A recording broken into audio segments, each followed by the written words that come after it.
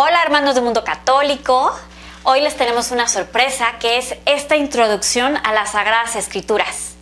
Vamos a platicar sobre qué es nuestra historia de la salvación, qué significa que nosotros tengamos una historia con Dios. Y eso principalmente es lo que nos narra y nos cuenta este maravilloso libro o colección de libros. Cuando nosotros hablamos de la Biblia, a lo mejor pensamos que son lecturas difíciles de entender, a las que a lo mejor nos acercamos con un poquito de miedo, porque no entendemos bien el contexto o exactamente de lo que se trata. Lo que queremos en este curso, en este pequeño curso, es hacerles esta introducción, esta explicación muy breve y sencilla de lo que significa la Biblia, de lo que son las Sagradas Escrituras. Y eso es nuestra historia de amor con Dios nuestro Señor. Pero para poder explicar lo que son las Sagradas Escrituras, primero tenemos que entender qué somos nosotros, qué significa ser iglesia, qué significa ser la Iglesia Católica, qué significa seguir a Cristo y esa historia que tenemos con Él. Como ya sabemos, nuestra religión es una religión única y completamente original. ¿Por qué? Porque es Dios quien viene a buscarnos a nosotros. A diferencia de las otras religiones, como el budismo, el hinduismo y muchas otras religiones que existen en el mundo, ellas son un intento del hombre aquí en la tierra de explicar todos los misterios y acontecimientos supernaturales que el hombre no ha podido entender. Entonces buscan una explicación, buscan acercarse a la divinidad, como ellos lo puedan entender, para poder así entender su vida y entender este mundo. Nuestra religión, el cristianismo o el catolicismo, es otra cosa completamente diferente y eso nos hace únicos. Somos la única religión revelada. ¿Qué quiere decir eso? Que es Dios mismo el que busca al hombre. No somos nosotros los que vamos y buscamos a Dios y entendemos y tratamos de explicar justo las realidades que no entendemos. Es completamente al revés. Somos tan pequeños, tan pequeños que nosotros no tenemos la capacidad de llegar a entender quién es Dios. Y entonces es Dios mismo el que tiene que bajar a buscarnos y explicarnos quién es Él. Eso, hermanos, es a lo que le llamamos revelación, que Dios mismo viene a contarnos sobre Él, sobre su amor y el porqué de todo lo que vemos, de toda la creación. Entonces, como ven, el catolicismo, el cristianismo, no es un intento humano de entender a Dios y de entender el mundo. No es eso. El cristianismo es Dios mismo que se presenta al hombre y se revela, se muestra tal y como es. Porque nosotros con el pecado original perdimos la capacidad de poder tener esa comunicación con Él, perdimos la capacidad de poder entenderlo. Entonces, solitos no podemos, necesitamos la ayuda de Dios. Y eso es lo que hace grande y verdadera a la Iglesia Católica. Tenemos la plenitud de la verdad, la plenitud de la revelación.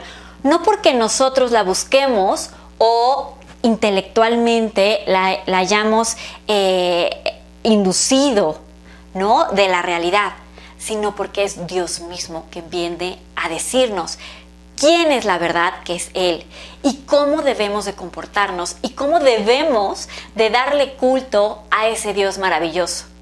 Por eso las demás religiones pueden tener algo de verdad. Claro, Santo Tomás siempre decía, hay que tratar de profundizar en todo, porque cada una de las cosas tiene una pequeña semilla de verdad. Y bueno, en ese sentido, las otras religiones también tienen parte de verdad, pero no tienen toda la verdad. Nosotros sí tenemos toda la revelación. Y por eso hemos elegido ser católicos y por eso somos esta iglesia, la iglesia, el pueblo elegido de Dios, quien Dios mismo lo buscó desde la eternidad.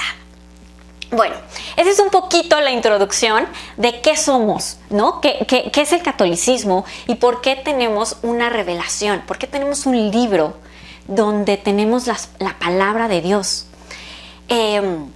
Como ustedes saben, en las Sagradas Escrituras tenemos un Antiguo Testamento y tenemos un Nuevo Testamento. El Antiguo Testamento es todo lo que viene de la primera fase de esta historia de la salvación. La historia de la salvación es la historia que tiene Dios con su pueblo. Es la historia que tiene Dios con cada uno de nosotros. Y es una historia de amor. Y esta historia empieza en el judaísmo. El judaísmo y el cristianismo son partes de una misma historia. Podemos decir que el judaísmo es la parte A o la primera parte de esta historia, y luego tenemos el cristianismo como la fase B o la parte 2, que es la plenitud y el culmen de la primera parte, que es el judaísmo. Pero el judaísmo no es algo separado a nosotros. Nosotros empezamos, nuestra historia empieza con el judaísmo, con el pueblo de Israel, este pueblo elegido por Dios, donde Él va a presentarse, les va a hablar y les va a tratar de enseñar quién es Él. Y de ahí es todos los libros del Antiguo Testamento. Es ese Dios que por amor quiere llevarnos a Él. Como hemos visto en otras pláticas, Dios nos creó por amor y para amarlo. Esa es la única razón de nuestra existencia. Amar a Dios y dejar que Él nos ame, que nos colme con su paz y su felicidad. Eso es nuestro sentido de ser. Imagínense qué maravilloso que cada uno de nosotros podamos entender y llevar en nuestro corazón esa verdad. La verdad de que cada uno de nosotros somos amados por Dios desde la eternidad, desde siempre. Y la prueba de eso es la Biblia o las Sagradas Escrituras. Entonces, el judaísmo es esta parte donde Dios empieza a enseñarle a este pueblo elegido quién es Él. Acuérdense que con el pecado original el hombre quedó en la oscuridad, quedamos en la muerte. No podíamos vencer esa brecha que creó el pecado entre Dios y nosotros. Entonces Dios tuvo que venir a buscarnos y eligió a una persona de la cual iba a ser un pueblo grandísimo, perdón, se me fue la palabra, un pueblo grandísimo, más que todas las estrellas en el cielo, ¿no? Y por eso nuestro padre es Abraham. Y de él escogió, a él lo escogió para que de su gente, de sus hijos, él hiciera esta gran nación, este gran pueblo que es el pueblo de Israel. A este pueblo, él lo empezó a educar, lo empezó a formar, le empezó a enseñar lo que es el amor. El pecado original es ese momento en el que el hombre dejó de amar a Dios. Fue esa decisión que hizo Eva y que hizo Adán, de no querer amar y confiar en Dios. Eso se quedó inscrito en todos nosotros, en todos los hijos de Adán y de Eva, se quedó inscrito en nuestro corazón. Y por eso no somos capaces de amar sin que Dios mismo nos enseñe qué es el amor.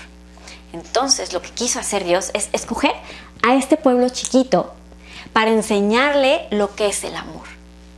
Pero también por el pecado, pues acuérdense que somos como niños chiquitos. Entonces nos tiene que enseñar con peras y manzanas qué es lo que está bien, qué es el amor, qué es la entrega, qué es la donación, cómo debemos de vivir como hermanos.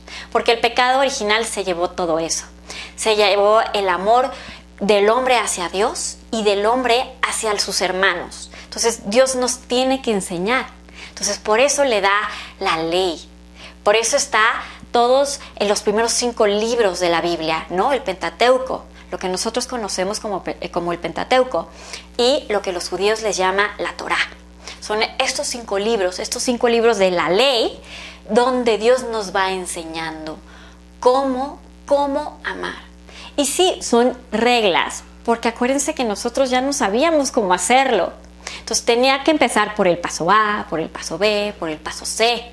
Con peras y manzanas, nuestro Señor que tanto nos ama, nos empezó otra vez a enseñar qué es el amor.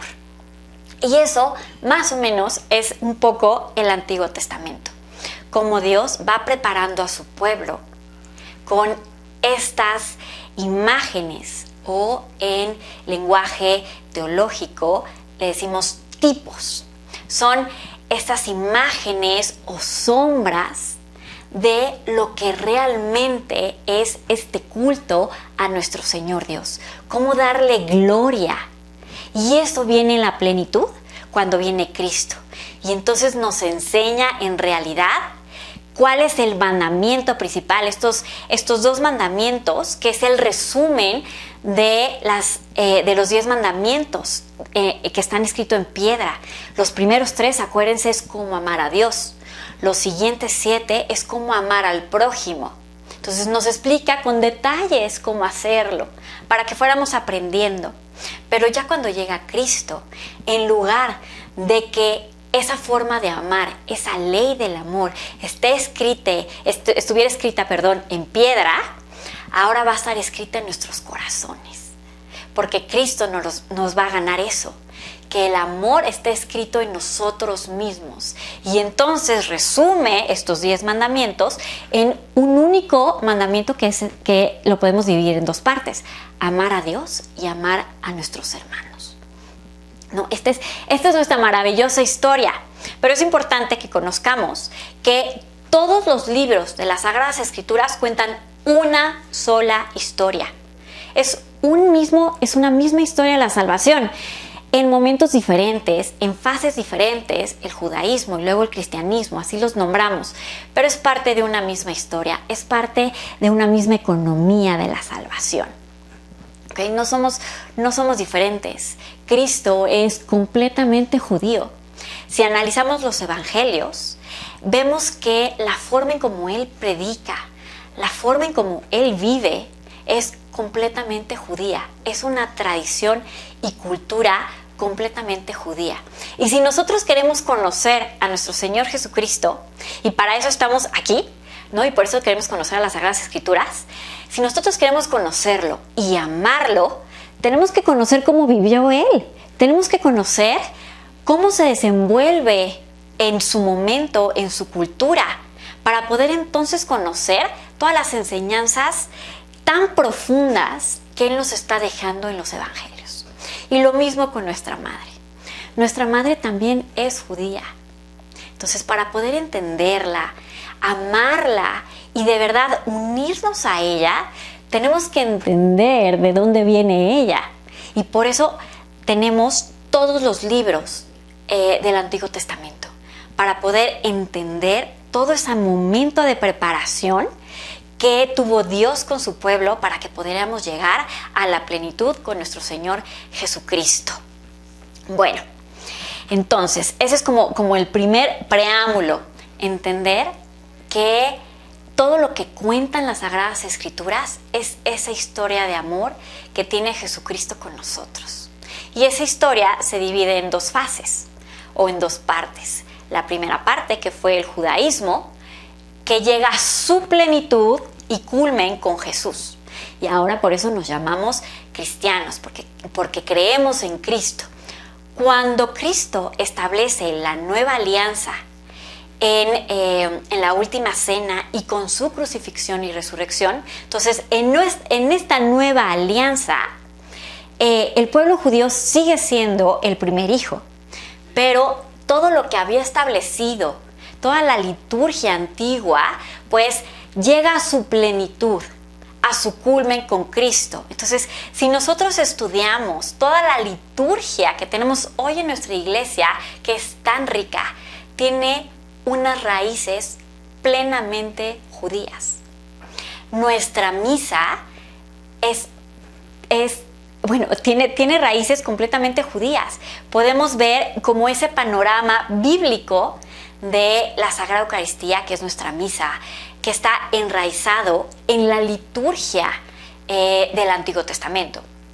Obviamente, como ya habíamos dicho, lo que hay en el Antiguo Testamento es una imagen, es una enseñanza de cómo va a ser en plenitud el milagro que va a hacer Cristo con nosotros. Es un tipo, Así le decimos. Es una imagen, es como una sombra para que lo podamos enseñar. Entonces, todo el Antiguo Testamento tiene como oculto o en secreto toda la magnificencia que va a llegar a ser el cristianismo.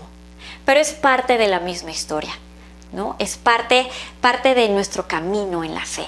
Es parte de nuestro camino en esta historia maravillosa de amor que tiene Dios con nosotros. Bueno, también es importante que entendamos que esta historia de amor es una verdadera historia de amor. ¿Por qué? Porque todo esto está en cierta manera constituido para seguir el antiguo ritual de matrimonio judío. Por eso les digo, tenemos unas raíces judías muy, muy arraigadas en todo lo que es el cristianismo, en todo lo que es nuestra liturgia. Y tenemos que conocerla para de verdad entender quién es quién es Cristo, y para poder amar a nuestra iglesia y amar a nuestro Señor. Entonces, si ven, nuestra historia de la salvación lo podemos comparar con este antiguo ritual ceremonial de cómo eran las antiguas bodas judías.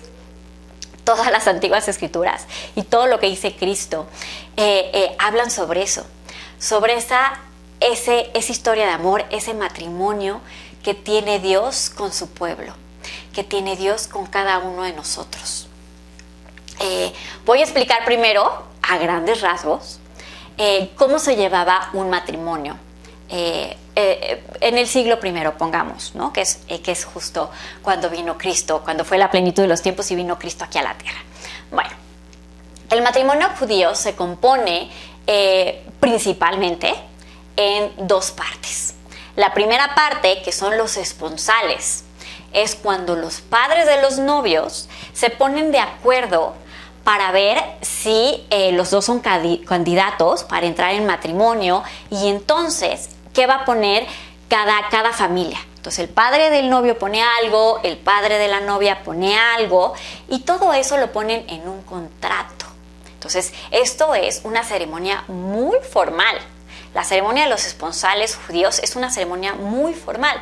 Y una vez que se pongan de acuerdo y que los novios también se pongan de acuerdo, porque la novia tiene que aceptar si quiere casarse o entrar en estos esponsales con el novio. Y bueno, dentro de los ritos litúrgicos del Antiguo Testamento y del judaísmo, todo se sella con copas de vino. Entonces, lo que normalmente se hacía es como esta ceremonia, este banquete, donde estaban las dos familias, y los padres se ponían de acuerdo antes de llegar a firmar el contrato. Y el novio le servía una copa de vino a la novia, y si la novia tomaba del vino, aceptaba el vino del novio, entonces quería decir que sí aceptaba este compromiso. No sé si ahorita, con lo poquito que les he platicado, pueden llegar a ver un poquito de similitud con nosotros. Nosotros aceptamos a Cristo cuando aceptamos su sangre que está convertida en vino, en esa copa de vino que nosotros tomamos en la misa. Entonces, cada vez, por eso hay que tener muy presente esto, cada vez que nosotros comulgamos, aunque sea bajo una sola especie, es lo mismo. Es como si tuviéramos las dos especies, porque es la totalidad de Cristo. No es como que solo comulguemos la carne de Cristo cuando comulgamos, sino comulgamos a todo Cristo, su cuerpo, alma, sangre y divinidad. Pero bueno, entonces, cada vez que estemos en la Sagrada Eucaristía, también tenemos que ponernos a pensar qué está sucediendo en ese momento. En ese momento, yo estoy aceptando a Cristo como mi esposo. En ese momento yo le estoy diciendo sí a Cristo, sí quiero estar contigo para siempre, para la eternidad, ¿no? Es una de las comparaciones que podemos empezar a hacer desde ahorita. Pero bueno, regresando a la descripción de esta ceremonia de matrimonio judío antigua. Entonces, si la novia quería casarse con él, entonces tomaba de la copa de vino, y entonces ya se llegaba a firmar este contrato, ¿no? Una vez firmado este contrato de los esponsales, Los dos novios ya eran jurídicamente tomados como esposos, ya era un matrimonio. Aunque no vivían juntos, y de hecho va a pasar mucho tiempo antes de que vivan juntos, pero esa pareja ya era jurídicamente tomada como un matrimonio. Y si durante los esponsales había algún problema, alguna infidelidad, o se arrepentían, se tenía que firmar un contrato de divorcio, porque ya jurídicamente estaban casados. Entonces sí era importante los esponsales. Y por ejemplo, para ponerlo en el contexto de la historia que nosotros sabemos, María y José estaban en este momento de matrimonio. Era un matrimonio legal, jurídicamente aceptado. Era un verdadero matrimonio judío, el de José y el de María. Eso es muy importante porque es a través de que José tiene esta alianza o este matrimonio con María, de que él realmente se vuelve verdadero padre de Jesús. No es el verdadero padre adoptivo de Jesús, pero es su verdadero padre. Y por eso ese es el fundamento jurídico de la Sagrada Familia. Bueno, esta es como la primera parte del matrimonio judío. ¿Qué pasaba después? Bueno, después de que se llegaba a este arreglo y se firmaba el contrato, el novio se regresaba a la casa del padre. El deber del novio durante este tiempo era el de construir su casa, la casa que va a tener con su nueva familia, con su esposa, dentro del terreno del padre, ¿no? Entonces él se iba y su compromiso era prepararse para ser un buen esposo, un buen padre, construyendo la casa de su futura familia. Y entonces él se iba a eso. La novia también tenía el compromiso de empezarse a formar dentro de lo que es ser una buena esposa, ¿no? Pues aprender las cosas de la casa y también empezar a tener como esta preparación humana y espiritual para empezar una nueva familia.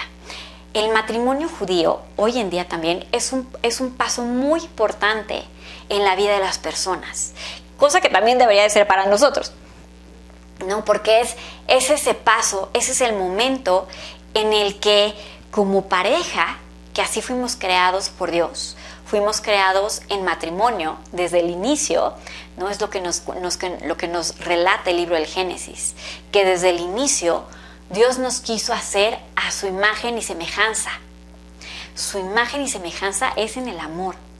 Y también es una parte muy importante que en el Génesis, justamente en la parte de la creación y en la creación del hombre, nos presenta el nombre de Dios como Elohim. Elohim está en plural. Elohim en la traducción sería como dioses. Pero no es que sean dioses, sino es Elohim, uno y trino. 3 personas en una comunidad infinita de amor. Entonces, cuando Dios nos crea, no nos crea solos, individuales. Nos crea en comunidad de amor. Y por eso crea a Adán y a Eva, a su semejanza, como Él. Y por eso dice en las Escrituras, hagamos, en plural, hagamos al hombre semejante a nosotros. Semejante en que van a ser una pareja de amor, una comunidad de amor que es la familia. Bueno, entonces, cuando nosotros entramos en un matrimonio, llevamos a la plenitud esa semejanza con la Santísima Trinidad, porque tenemos esta alianza de amor que nos hace familia. Por eso somos una sola carne dentro del matrimonio, a semejanza de la Santísima Trinidad, donde su amor es tan pleno que es un amor que engendra vida. Entonces, por eso tenemos a la familia.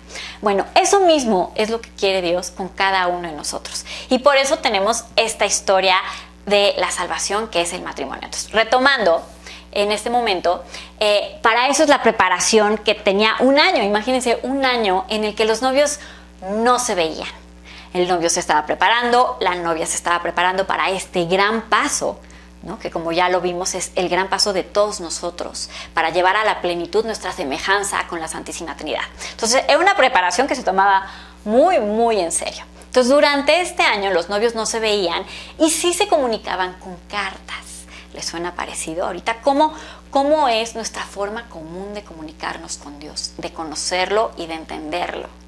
A través de las Sagradas Escrituras, ¿no? Así se escribían los novios. Entonces el novio le contaba sobre él, de su vida, lo que estaba haciendo, y la novia entonces al leerlo lo conocía más y lo aprendía a amarlo así. Igual la novia le contestaba y le platicaba lo que ella estaba haciendo, que estaba aprendiendo, y el novio igual la conocía y aprendía a amarla a través de sus cartas.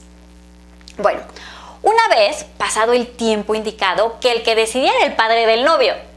El padre, y solamente el padre, sabía el momento en el que el hijo estaba preparado para ir por su esposa y ya traerla a esta nueva vida. Entonces el padre era el que decía, pero normalmente era más o menos como un año. Entonces la novia, ella tenía que estar todo el tiempo preparada y en espera a la llegada del novio. Y cuando ya normalmente pasaba como el año, pues ya sabía que en cualquier momento podía llegar el novio por ella. Entonces el novio se preparaba como un séquito, y esta era como una ceremonia de festejo donde llevaban antorchas, porque además iba por ella en la noche. Llevaba antorchas para que fuera una procesión de alegría, de triunfo, en el que el novio regresara a la casa del padre de la novia por ella. Entonces llegaba el novio en la noche. El punto aquí es que la novia no sabía exactamente en qué momento iba a llegar el novio, entonces tenía que siempre estar en espera, ¿no? Un poquito en vela, a ver a qué hora llegaba el esposo por ella. Y si aquí a lo mejor le suena algo parecido a la parábola que nos da nuestro Señor sobre las vírgenes imprudentes, ¿no? Las vírgenes son las damas de honor de la novia. Son estas damas de honor que están esperando a que venga el novio, que regrese el novio por la novia para hacer esa procesión, para empezar ya la ceremonia formal del matrimonio. Entonces, como no saben exactamente a qué horas va a venir el novio, pues están ahí esperando. Entonces, estas damas de honor lo que tenían que hacer es esperar, pues con sus lámparas, que en ese momento eran de aceite, para que cuando llegara el novio empezara la procesión, esta procesión que era tan ceremoniosa. Y como acuérdense que no había luz, pues en la calle, no había alumbrado público, pues todo tenía que ser a través de lámparas y antorchas. Y parte de la ceremonia de esta procesión es que la luz de las lámparas y las antorchas era un anuncio de la luz de Dios. Era también deseo de buena fortuna a los novios. Y las personas que no llegaban con su lámpara o su antorcha no eran recibidas en la procesión, porque entonces se les veía como una señal de mala suerte para los novios. Entonces por eso a estas damas de honor imprudentes que no previnieron y llevaron aceite, pues ya no las dejaron entrar a la fiesta, porque con sus lámparas apagadas era como una señal de mala fortuna para la nueva vida que estaban comenzando estos novios. Entonces pues se quedaron. Entonces de ahí también viene la parábola de las vírgenes imprudentes. Y como verán, y ahorita vamos a empezar a ver varios pasajes de las Sagradas Escrituras donde nos cuentan todo este proceso de amor, esta historia de amor. Pero bueno, sigamos. Entonces, una vez que empieza la procesión y se llega a la casa del padre, entonces los novios se van a esta morada o a esta habitación, a esta casa especial que construyó el novio para su esposa, para ahí empezar su nueva familia. Entonces se van ellos a ese lugar y es cuando se llega a la consumación del matrimonio. Normalmente se le dejaba a los novios que estuvieran ellos dos solitos unos como 7 días más o menos allá. Y una vez que se haya llevado a término la consumación del matrimonio, entonces ahora sí ya venía el banquete el banquete de las bodas. Y estos banquetes no era un banquete de un día, sino eran muchos días de festejo y celebración, porque ya saben todas las implicaciones que ya contamos aquí de lo que significa este nuevo matrimonio, esta nueva vida de amor y de imagen de la Santísima Trinidad. Pero bueno, entonces se llevaban estos banquetes que duraban mínimo 7 días y era una fiesta, una gran fiesta, era un gran banquete de bodas. Y aquí a lo mejor también empiezan a encontrar similitudes con las Sagradas Escrituras. Y vamos a empezar a hacer relaciones. Entonces, si se acuerdan, como ya lo platicamos, el primer libro de las Sagradas Escrituras es el Génesis.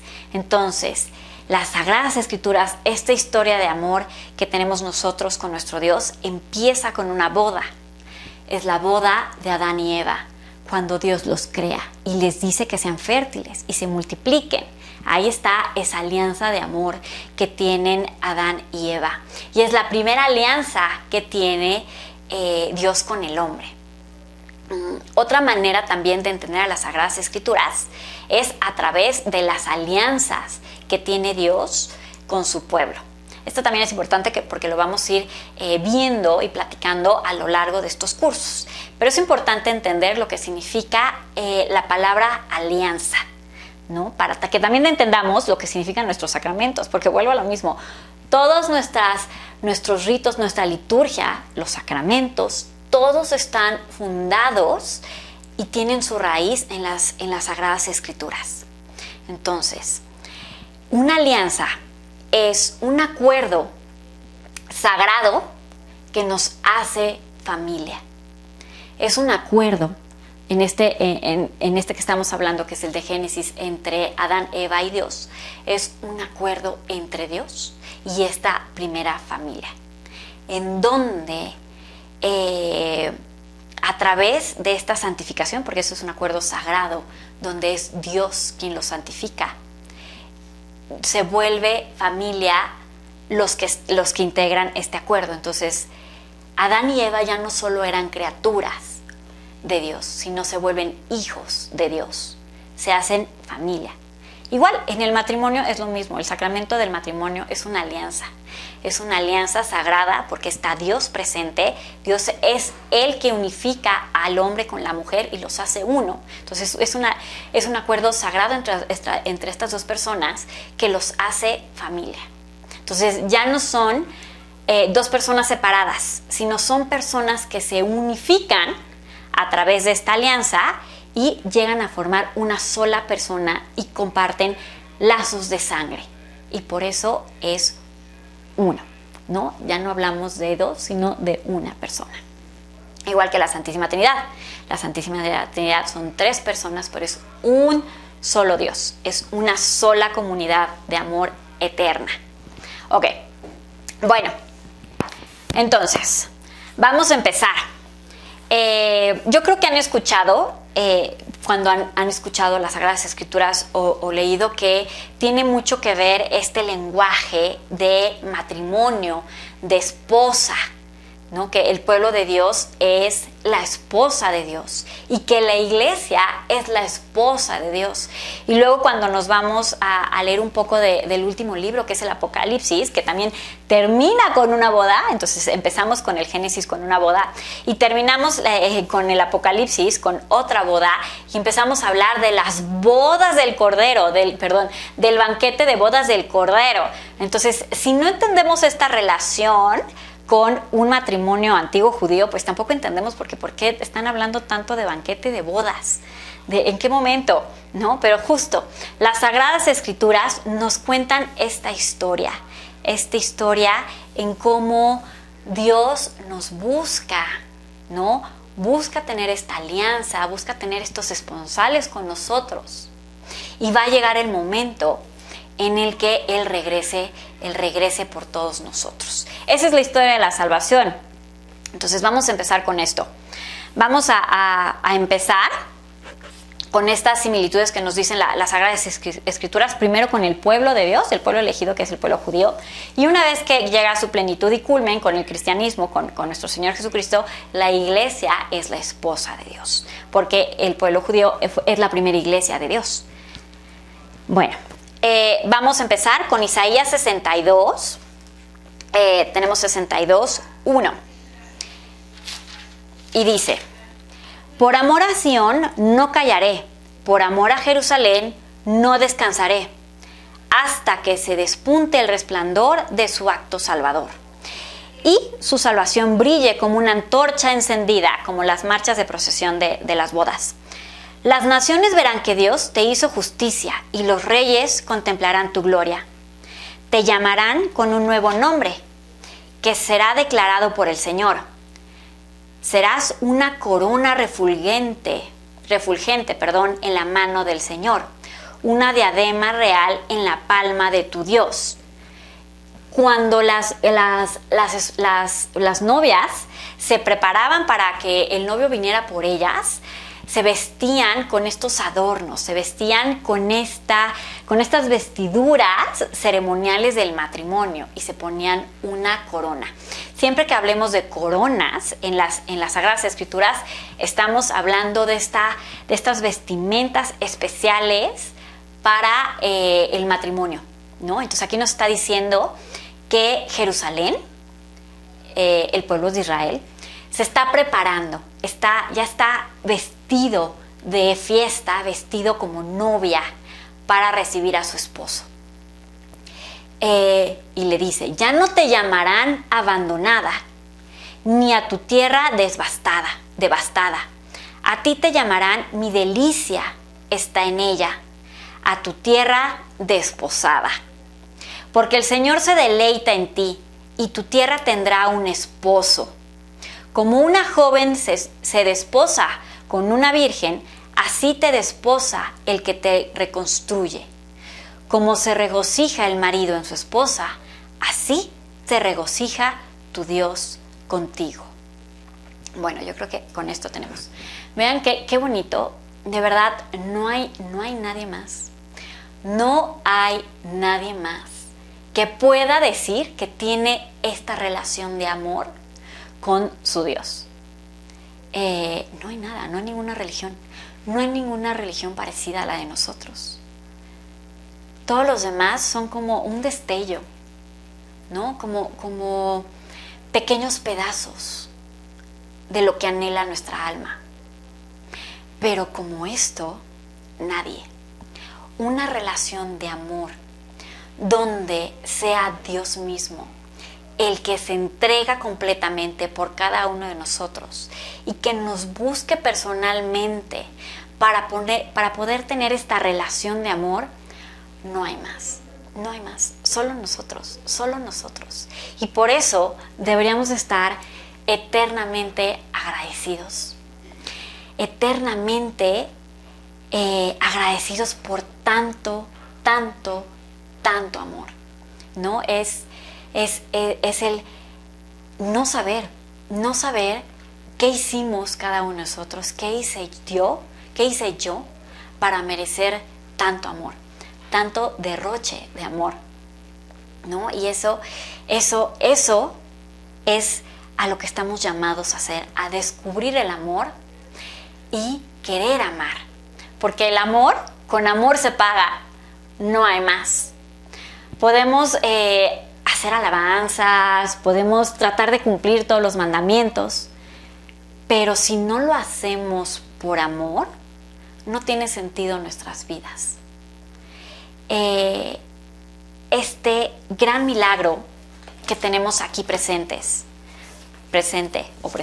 ¿no? Que es este libro. Este libro es un compendio de muchos libros, 73 libros, que han sido escritos a lo largo de muchísimos años, por muchísimos autores diferentes, en épocas diferentes, en momentos diferentes de su historia. Es ese recuento, es esa búsqueda de nuestro Señor por cada uno de nosotros.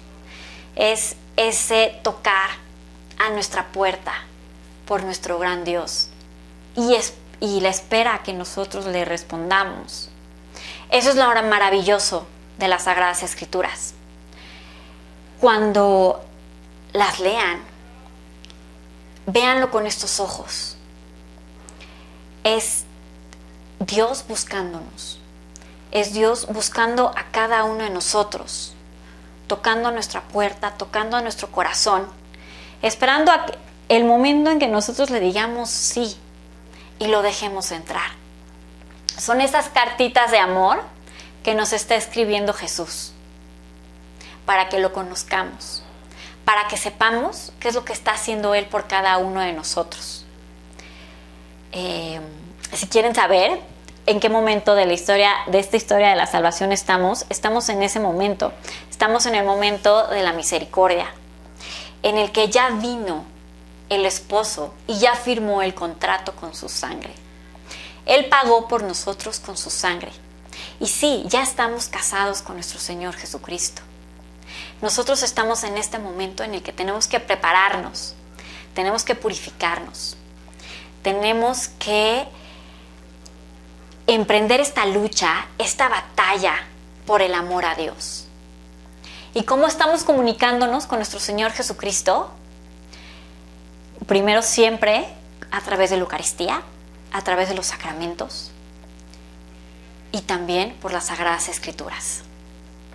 Son esas cartas de amor que Él nos escribe y nos ha dejado para que lo conozcamos, lo amemos y sepamos que Él está ahí esperando por nosotros, esperando el momento adecuado que solo Dios Padre sabe, en el que ya estemos listos y preparados para casarnos con Él, donde ya llegaremos al cielo y celebraremos este banquete de bodas, el banquete de bodas del Cordero que nos habla el Apocalipsis.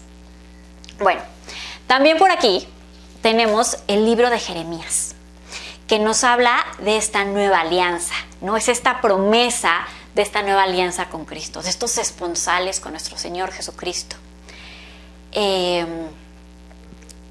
Todos los profetas hablan de esto, de una manera o de otra.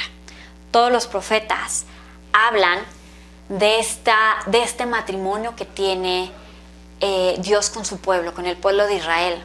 Y hablan de esa historia de cómo el pueblo de Israel ha sido infiel. Si nos acordamos, dentro de las Sagradas Escrituras se habla mucho de adulterio. El adulterio es esta comparación con la idolatría, porque fue Dios mismo el que creó este pueblo. Y de hecho yo creo que vamos a leer cómo, porque eso es importante, es interesante conocer. A los que se pregunten por qué Dios escogió al pueblo judío para que fuera su pueblo elegido, Él mismo nos lo responde. Por eso digo que son estas cartas de amor, donde el novio le escribe a la novia y la novia le pregunta y quiere saber de él. Y el novio le cuenta de él, le cuenta su historia, le cuenta quién es él. Y así son. Entonces, aquí en el libro de Ezequiel 16, nos cuenta, ¿no? Dios mismo nos cuenta por qué escoge al pueblo de Israel. Y también nos cuenta cómo es esta historia de infidelidad del pueblo de Israel hacia Él, de idolatría. Y cómo al final Él va a hacer que su corazón de piedra se convierta en un corazón de carne, donde su amor no sea un amor externo, sino un amor que nazca de su corazón. Y esa es su nueva alianza. Y esa es la alianza que hizo Cristo con nosotros. Pero vamos a contar un poquito. Voy a resumir porque además el capítulo 16 de Ezequiel es bastante largo. Entonces voy a leer el principio y luego voy a hacer un resumen de lo demás y luego voy a leer solo el final. Entonces dice: la palabra del Señor me llegó, ¿no? A Ezequiel. Hijo de hombre, da a conocer a Jerusalén todas sus acciones detestables. Les dirás: así dice el Señor Dios, por tu origen y por tu nacimiento eres cananea. Tu padre fue amorreo y tu madre una hitita. Cuando naciste, el día en que te dieron a luz, nadie cortó tu cordón umbilical. No te limpiaron ni te bañaron. No te frotaron con sal ni te envolvieron en pañales.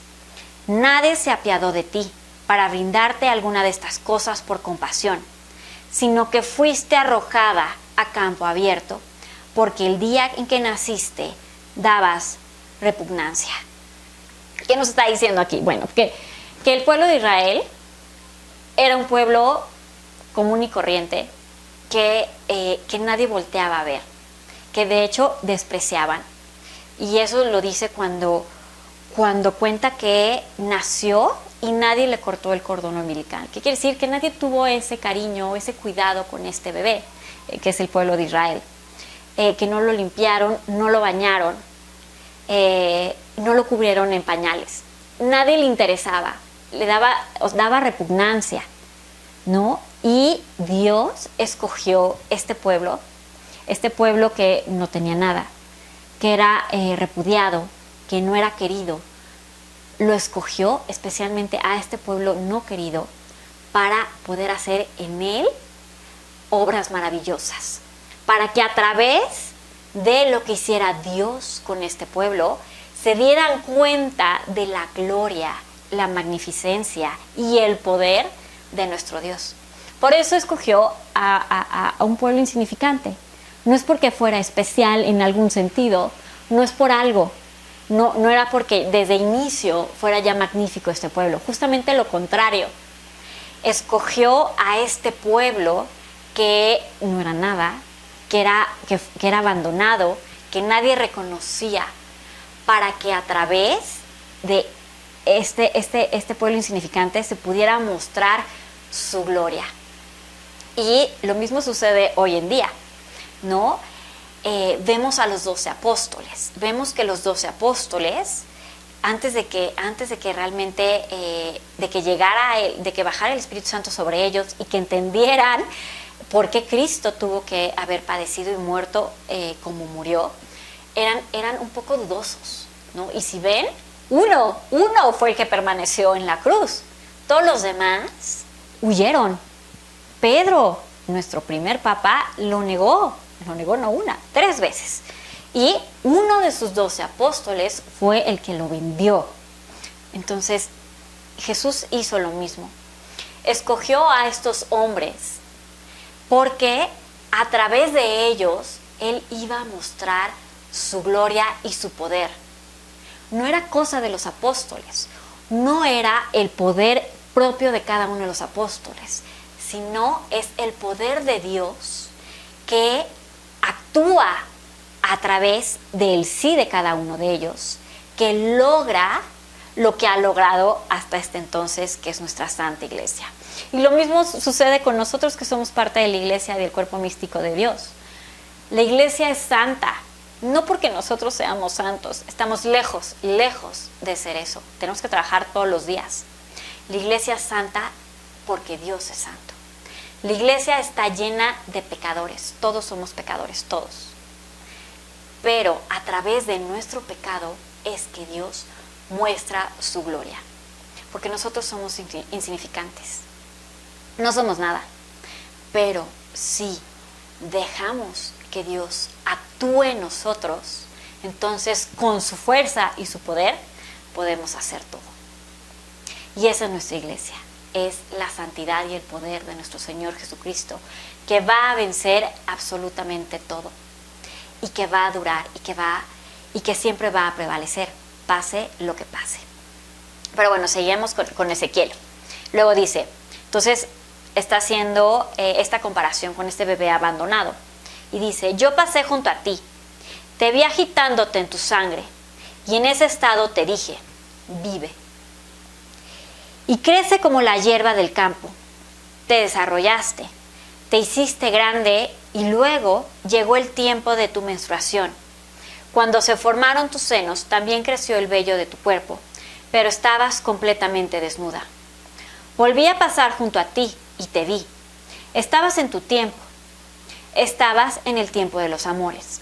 Entonces extendí el borde de mi manto sobre ti y cubrí tu desnudez. Me comprometí con juramento e hice una alianza contigo. y fuiste mía. Vean qué bonito. ¿Qué Dios, en qué religión puede llegar a decir eso? ¿No? Me comprometí con un juramento, hice una alianza contigo y fuiste mía. Eso es lo que quiere Dios con nosotros. Quiere que nosotros seamos de Él. Quiere entregarse completamente a nosotros. Y lo que necesitamos hacer para poder aceptarlo es también amarlo de esa manera, entregarnos completamente a Él. Por eso somos únicos. Somos únicos. No hay más. Somos únicos porque el que le da, lo que le da valor y sentido a nuestra vida es el amor de Dios. Nuestra identidad es ser los amados. Los amados. La identidad de cada uno de nosotros es que Dios nos ama y nosotros somos el amado o la amada por Dios. Solamente en eso. No hay más. Si nosotros no nos vemos como el amado por Dios, estamos perdidos. No tenemos nada. Estamos vacíos. Bueno, aquí sigue diciendo cómo fue como este matrimonio. Dice, te bañé, te limpié, te llené con ropas bordadas, sandalias de cuero fino, te cubrí con seda, te adorné con joyas, te puse un anillo, ¿no? Te llené de belleza, te di todas estas cosas, todo mi amor que te hizo resplandecer. Entonces aquí viene la parte de la historia del pueblo de Israel, que es la historia de cada uno de nosotros también. Cuando Dios hizo su alianza con su pueblo, cuando Dios se volvió su esposo y su pueblo fue suyo, empezó la infidelidad, el adulterio, la idolatría. Entonces eso lo vamos a ver en los libros históricos. Pues bueno, en todos los libros históricos, especialmente en Primera de Reyes, Segunda de Reyes, pues todo, ¿no? También los profetas hablan todo el tiempo de la infidelidad del pueblo de Israel. Pero entonces empezó esta infidelidad, el pueblo de Israel empezó a adorar a dioses con D minúscula. Pues empezaron cultos paganos de idolatría. Y pues fueron momentos muy difíciles porque Dios, no crean que lo dejaba así y se enojaba. Y yo, bueno, pues si no lo quieres, pues ya me voy. No, Dios siempre nos está buscando y siempre estuvo buscando al pueblo de Israel y a nosotros. Y mandó a muchos profetas, los cuales ninguno fue bien recibido. Todos fueron muy maltratados, todos. La mayoría murieron martirizados. Y todos llevaban este mensaje de recuerda el primer amor. Recuerda a tu esposo, recuerda a Dios, deja la idolatría, deja de prostituirte. Esa es como la palabra, ¿no? Y por eso se habla de adulterio. Deja a esos ídolos, regresa a Dios. Y bueno, como el pueblo de Israel no entendía, entonces Dios tuvo que dejar que las consecuencias de sus actos actuaran sobre ellos. Y por eso vino la invasión de Asiria. Bueno, primero por eso vino la división del reino, ¿no? No me quiero alargar mucho aquí porque no nos vamos a tardar horas contando la historia de Israel. Pero fue por la idolatría que empezó con el reino de Salomón, que como castigo, consecuencia más bien de su pecado, fue la división del reino del rey David. Se dividió en dos. En el reino del norte, Israel con capital de Samaria, el reino del sur, Judá con capital de Jerusalén. Entonces, por esta idolatría se separó. Luego siguieron en lo mismo y fue la invasión de Asiria. Y luego siguieron con lo mismo y fue la invasión de Babilonia. Asiria en el reino del sur, Babilonia en el reino del norte tiempo después, ¿no? Pero bueno, eso es lo que nos está diciendo que va a suceder aquí Ezequiel, como dicen todos los profetas, ¿no? Porque no has cumplido con nuestro pacto, con nuestro acuerdo, con nuestra alianza y te prostituiste, que fue esta idolatría, pues va a pasar esto, ¿no? Entonces nos está contando esto en el capítulo 16. Pero al final vienen estas palabras de esperanza. Dice, Ahora bien, así dice el Señor Dios. Actuaré contigo como tú hiciste cuando despreciaste el juramento y quebrantaste la alianza. Yo me acordaré de la alianza que hice contigo en los días de tu juventud y estableceré contigo una alianza eterna. Esta alianza eterna es la alianza con Cristo. Son nuestros esponsales. Te acordarás de tu conducta y te avergonzarás cuando recibas a tus hermanas mayores y menores, que yo te daré como hijas, pero no como partícipes en tu alianza. Aquí estas hermanas mayores y menores somos todos nosotros, ¿no? Acuérdense que es el pueblo elegido, de donde nace el Mesías, y por eso lo tiene tan cuidado Dios, porque de ahí va a nacer el Salvador. Una vez que llega Jesucristo en la plenitud de los tiempos, entonces ya ahora sí la salvación se abre a todas las naciones que somos, a los que se les llama aquí, a los gentiles, a los paganos, que no éramos judíos, y esta alianza son estas hermanas mayores y menores que tiene Israel, que vamos a participar ahora sí en nuestra nueva alianza eterna. Luego dice, yo estableceré mi alianza contigo y reconocerás que yo soy el Señor. Al final te acordarás y sentirás vergüenza, que no volverás a abrir la boca por la humillación, después de que yo te haya perdonado todo lo que has hecho. Entonces, ¿cuál es la promesa aquí? Es que va a llegar el momento en que estos momentos de infidelidad que tiene el pueblo de Israel, que tiene la iglesia, la primera iglesia de Cristo, la primera iglesia de Dios, con Dios, se va a acabar. Y en el momento en que sus pecados sean perdonados, entonces ya será el momento de la alianza eterna, ¿no? Cristo vino y murió por nuestros pecados. Fue su sangre quien nos redimió. Redimir en este sentido, a diferencia de la palabra salvación, luego utilizamos diferentes palabras como sinónimos, pero cada una de ellas tiene un significado como muy definido para ver un aspecto diferente. Y en ese sentido, redención va en cuanto a que hay una deuda que pagar, ¿no? La deuda del desamor, la deuda de el no entregarse plenamente, la deuda de que Dios nos creó por amor y se entregó completamente por nosotros, y nosotros le dijimos no, gracias, ya no quiero, gracias, me voy acá, ¿no? Ese desamor, esa deuda la teníamos. Y la manera en cómo esa deuda se salvó fue a través de la entrega completa y total de nuestro Señor Jesucristo por amor. Lo que no supieron hacer nuestros primeros padres, que era entregarse hasta todo, entregarse completamente, entregar todo sin reparo, lo tuvo que venir a hacer Cristo aquí con nosotros. Y Él entregó todo, pero no solo en sentido emocional, sentimental, en sentido psicológico, en sentido espiritual, también en sentido físico. Él entregó todo. No le quedó ni una gota de sangre. Todo lo dio para pagar con su vida el desamor que nosotros tuvimos, ¿no? Y aquí dice en esta profecía de Ezequiel, una vez que queden perdonados tus pecados, entonces ahora sí, ya seremos esposos para siempre, en la eternidad.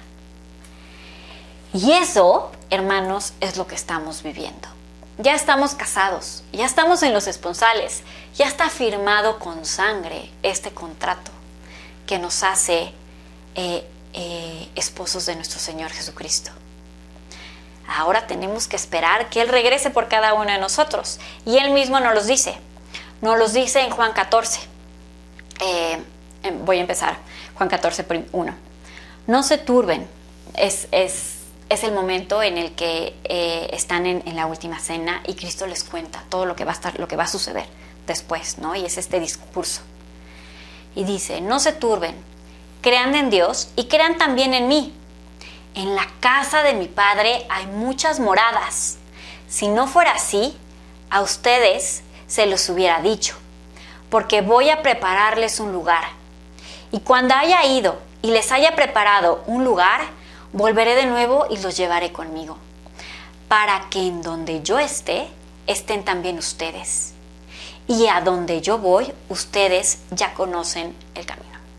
¿No? Aquí justo nos está diciendo eso nuestro Señor Jesucristo.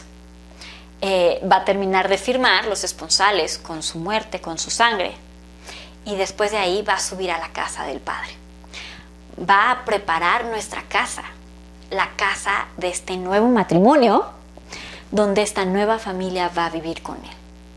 Esa es su promesa.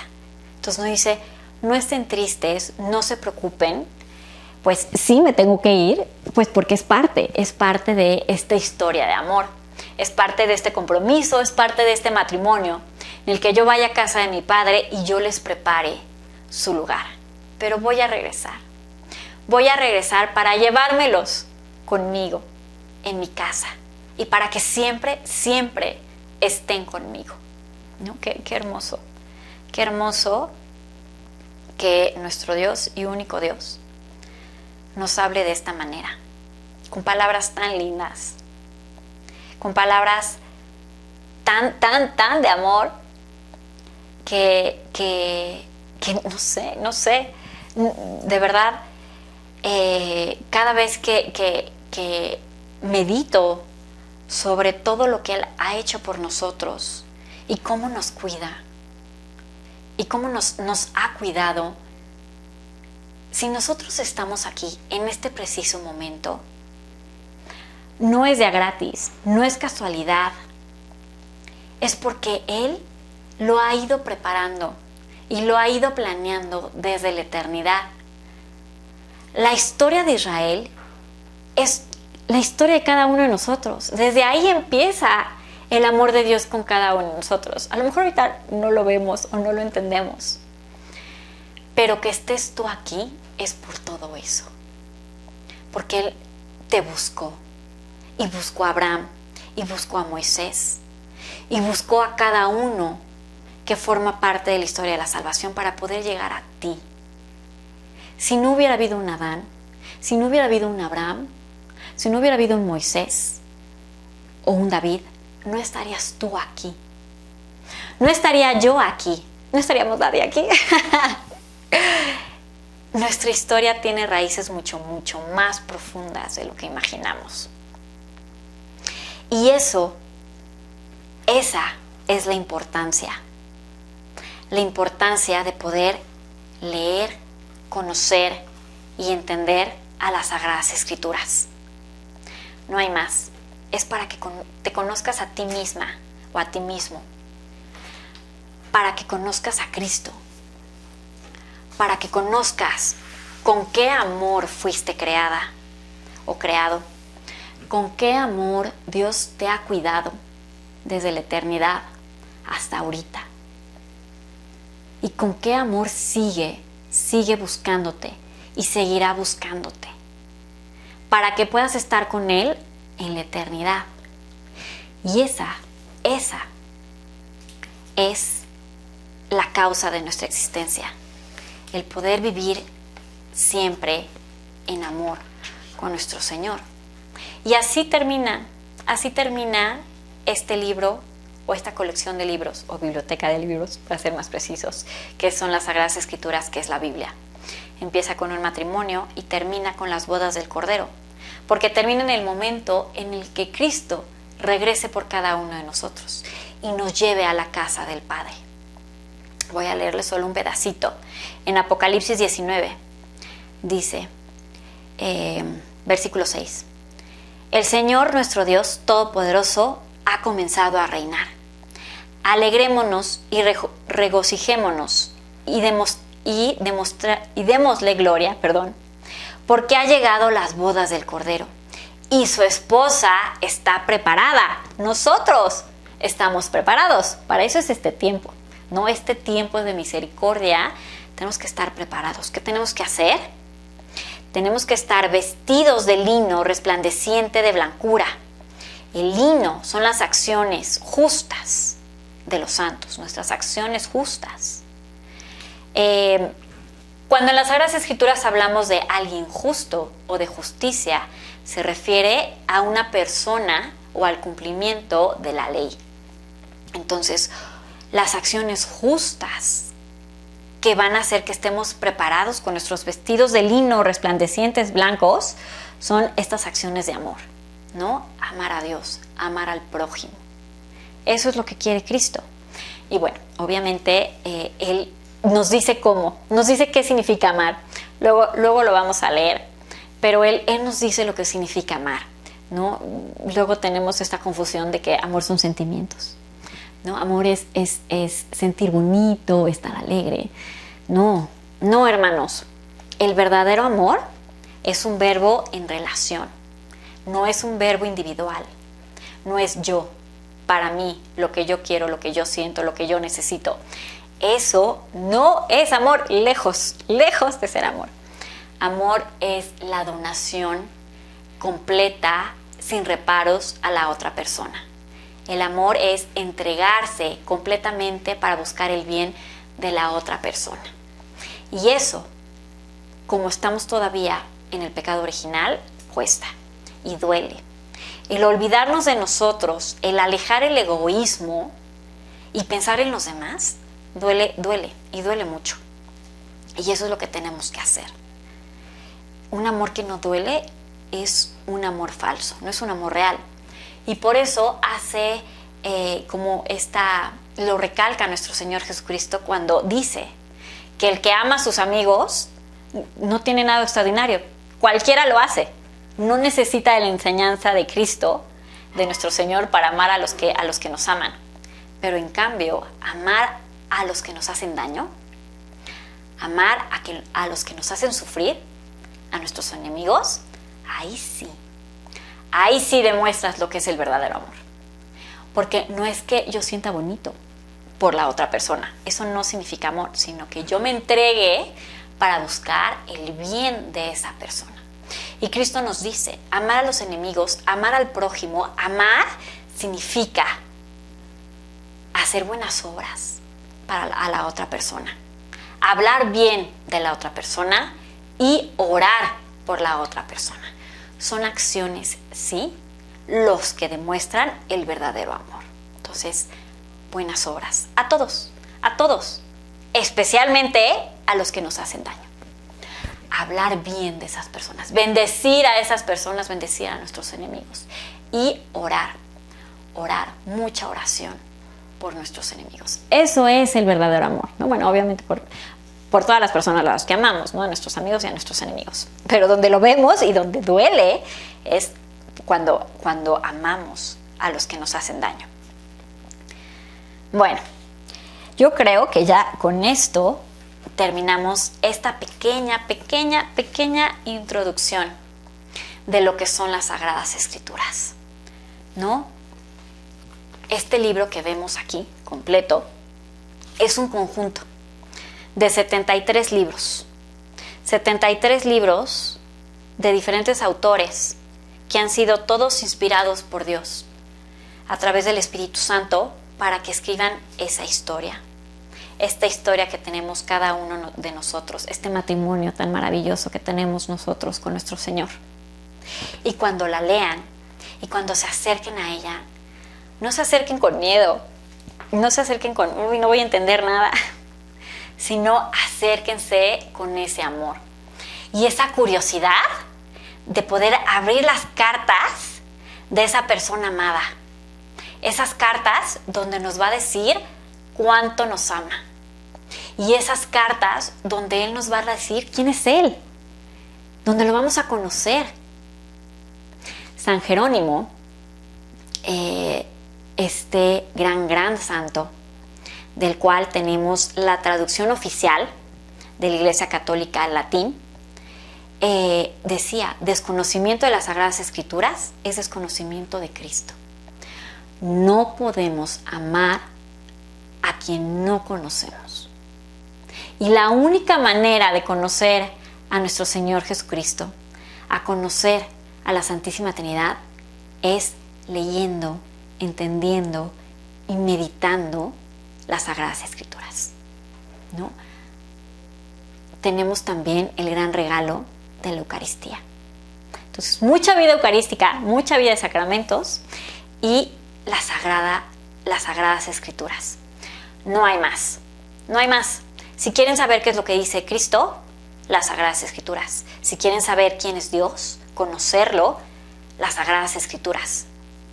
No podemos dar esa responsabilidad de nuestro amor a las otras personas.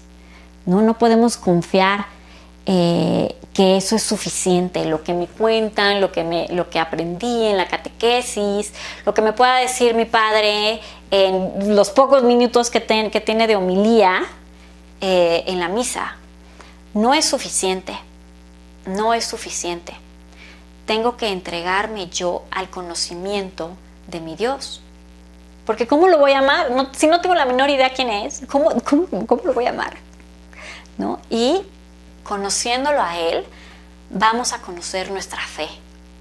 Vamos a conocer y entender por qué hacemos lo que hacemos. ¿Por qué nos hincamos y hacemos genuflexión cuando estamos en presencia de nuestro Señor Jesucristo? Porque aquí dice, ¿no?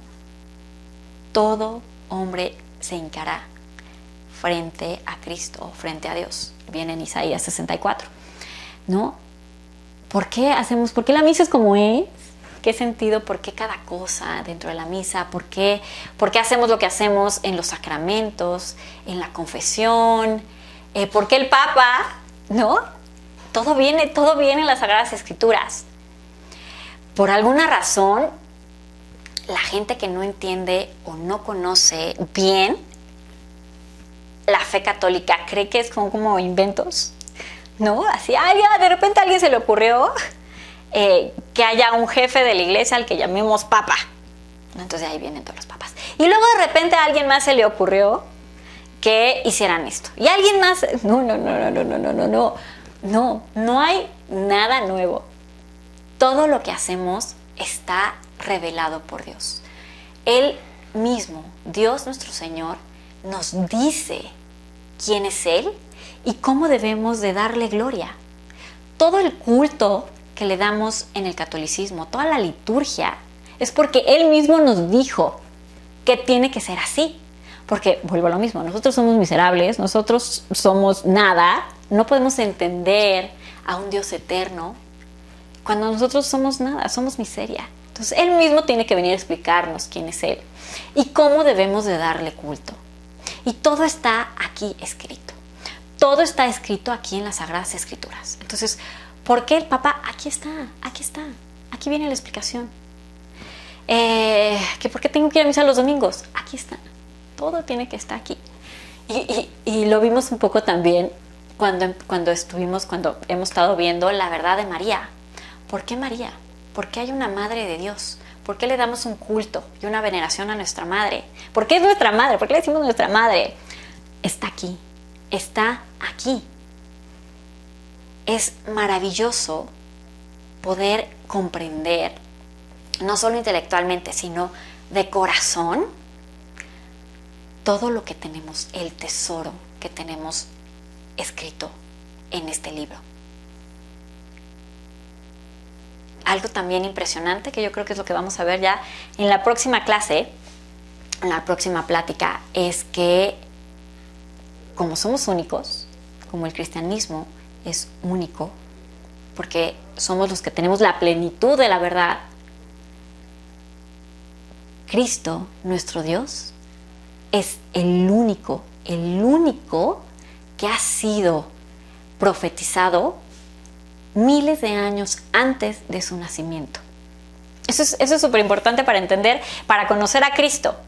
No hay ningún profeta, maestro, sabio dentro de las otras religiones que haya sido anunciado y conocido ya desde tantos años antes, miles de años antes. Ya teníamos la profecía.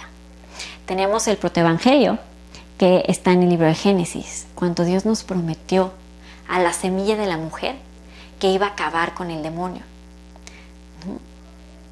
La primera profecía de nuestro Señor Jesucristo.